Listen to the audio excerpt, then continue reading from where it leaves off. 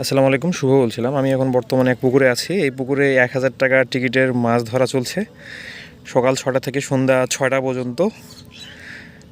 তো এই যে চারিদিকে দেখতে পাচ্ছেন অনেক মৎস্য শিকারী এখানে বসে পড়েছে মাছ ধরার জন্য।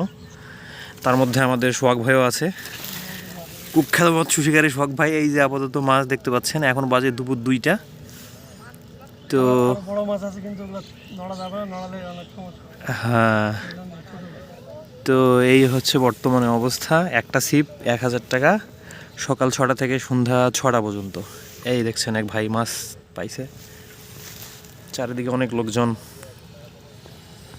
মাছ ধরার জন্য বসে আছে।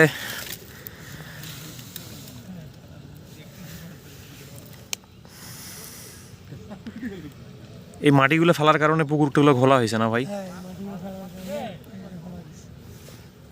কারণে মাছটা একটু কম খাচ্ছে।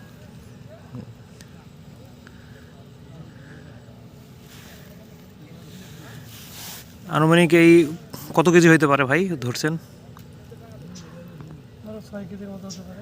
আনুমানিক 6 কেজির মতো।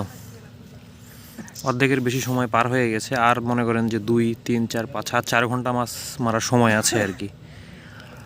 1000 টাকার টিকিট। লোকেশনটা হচ্ছে গুপ্তা ব্রিক্সের ভেতরে একটা পুকুরে।